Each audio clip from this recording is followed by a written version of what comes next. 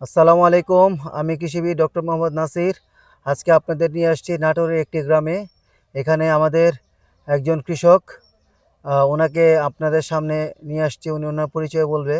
উনি এখানে তার কিছু জমি আছে, আবাদ করেন।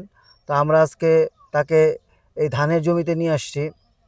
তো ধানের জমিতে যে মূলত যে সমস্যাটা হয় সেটা হচ্ছে, এখন ধান কিন্তু চলে আসছে। আমরা কিন্তু একসময় আপনাদেরকে দেখিয়েছিলাম যে কায়স্থর অবস্থায় কি কি ওষুধ আপনারা দিবেন। এখন কিন্তু অলরেডি ধানের কিন্তু আপনারা দেখতে পাচ্ছেন অলরেডি ফুল চলে আসছে। এই হ্যাঁ, কারেন্ট পোকা, হ্যাঁ, এই ফুল চলে আসছে। এই সময় সবচেয়ে ক্ষতিকর যে পোকাটা আক্রমণ করে এটা হলো কারেন্ট পোকা। আপনারা জানেন বন্ধুরা যে কারেন্ট পোকার জন্য আপনারা নিটেন পাইমেট্রোজিন গ্রুপের যে ওষুধটা আছে এটা আপনারা স্প্রে করাবেন। আর আরেকটা জিনিস মাথায় রাখবেন, এই সময় আপনাদেরকে ছত্রাকনাশক দিতে হবে।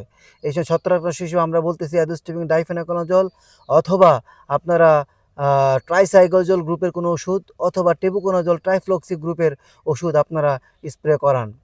এটা ছাড়া ধান যেহেতু এসেই পড়ছে, এখন সুন্দর ধানের ছড়া চলে আসছে। আপনারা দেখতে পাচ্ছেন যে ধানের কিন্তু সুন্দর ছড়া চলে আসছে। এই সময় আপনারা হচ্ছে জিব্রালিক অ্যাসিড, যেটা GA3, এটা দিলে ধানের ফলন 2 থেকে 3 গুণ বেড়ে যাবে। এতে কী হবে, কৃষক কিন্তু লাভবান হবে।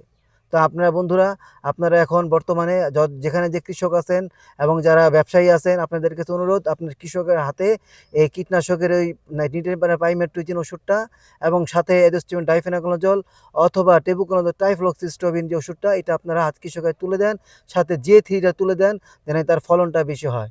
তো আজকে এটাই। আসসালামু আলাইকুম, আপনারা ভালো থাকবেন।